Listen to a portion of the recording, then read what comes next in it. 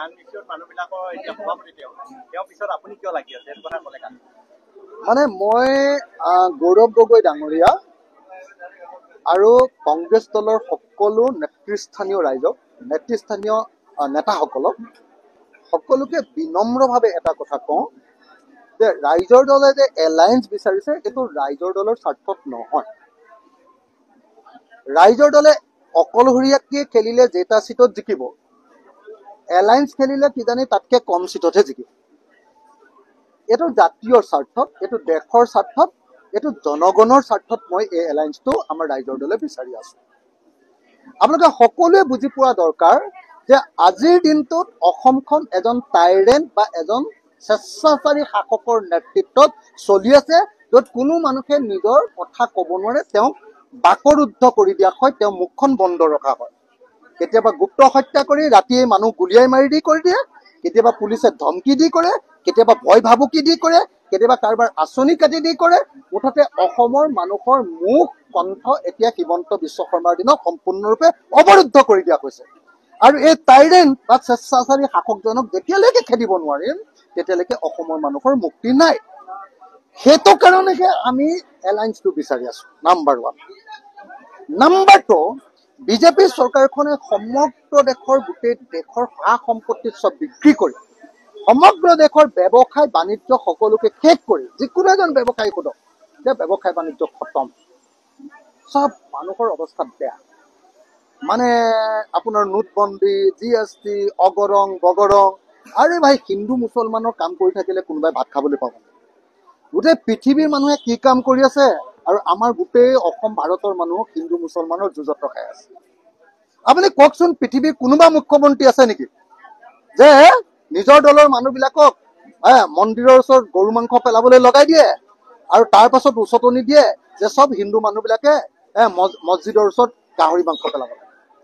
এই কথাটো কোৱাৰ কাৰণে হিমন্ত বিশ্ব শৰ্মাৰ লগে লগে জেললৈ যাব লাগিছিলে নে নাই? অসমৰ ইতিহাসৰ আটাইতকৈ সাম্প্ৰদায়িক মানুহজনৰ নাম হিমন্ত বিশ্ব শৰ্মা হয় নে নহয়? যিজন মানুহে তেওঁলোকৰ দলৰ, তেওঁলোকৰ চৰকাৰৰ মানুহৰ জৰিয়তে মন্দিৰৰ ওচৰত গৰু মাংস পেলাইছে, প্ৰত্যেকবাৰে প্ৰমাণিত হৈছে। যিজন মানুহৰ নেতৃত্বতে গৰু মাংস মন্দিৰৰ ওচৰত পেলাইছে, সেইজন মানুহকে আকৌ মছজিদৰ ওচৰত গাহৰি মাংস পেলাব লাগে বুলি উচতনি দিছে। এই মানুহজনক চিধা চিধি জেলত দিব লাগে। মই হলেতো হুলত দিলোহেঁতেন।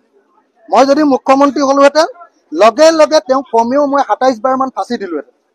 তেওঁ যিবিলাক কাম কৰি আছে 27 বাৰ মান ফাঁচি হলহেঁতেন মোৰ হাতত পৰিলে হিমন্ত বিশ্ব শৰ্মা। আপোনালোকে দেখিছে নহয় যি কাম কৰি আছে। সেই মানুহজনক আঁতৰাবৰ কাৰণে আৰু ফেচিবাদ আৰু সামন্তবাদী যি শাসন চলাইছে, জাতি ধৰ্ম বৰ্ণৰ নামত যি লুণ্ঠন কৰিছে, হিন্দু মুছলমানৰ যি কাজিয়া লগাইছে, এইটোক নাইকিয়া কৰিবৰ কাৰণে আমি এলায়েন্স বিচাৰিছো। তৃতীয়টো হ'ল ব্যৱসায় বচাবৰ কাৰণে এলায়েন্স বিচাৰিছো। চতুৰ্থটো হ'ল বস্তুৰ মূল্য বৃদ্ধি ৰোধ কৰিবৰ কাৰণে এলায়েন্স বিচাৰিছো। 2 টকাৰ নিমখ 20 টকা হ'ব। 2 টকাৰ মুৰ্গীৰ ডিম, কণী, কুকুৰাৰ কণী এতিয়া 8 টকা হ'ল। কেনেকে মানুহ বাচি থাকিব কওক? মিঠাতেলেই কম নে পেট্ৰলৰ দামেই কম? সেইবিলাক বস্তু ক'লে মানে কয় যে ই হিন্দু বিৰোধী। আৰে ভাই, হিন্দু কৰি যদি বস্তুৰ দাম কমাই দিয়া তেতিয়াহ'লে ময়ো হিন্দু হ'ম। মুছলমানৰ কাৰণে পেট্ৰলৰ দাম 100 টকা লগোৱা, মোৰ কাৰণে 25 টকাত দিয়া, তেতিয়াহ'লে মই তোমালোকৰ পাৰ্টিত জইন কৰিম।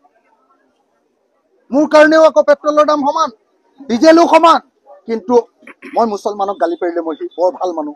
এইটো কেনেকুৱা ধৰণৰ কথা? গতিকে মই আপোনালোকক একদম সকলো সাংবাদিক আৰু সংবাদ মাধ্যমক কৰজোৰে আহ্বান জনাইছো, আপোনালোকে গৌৰৱ গগৈক এটা কথা কৈ দিয়ক যে গৌৰৱ গগৈ যিমান দিনলৈকে এই এলায়েন্সৰ কথা নাপাতিব, সিমান দিনলৈকে অসমীয়া মানুহৰ মানে উৎকণ্ঠা বৃদ্ধি হৈ গৈ থাকিব।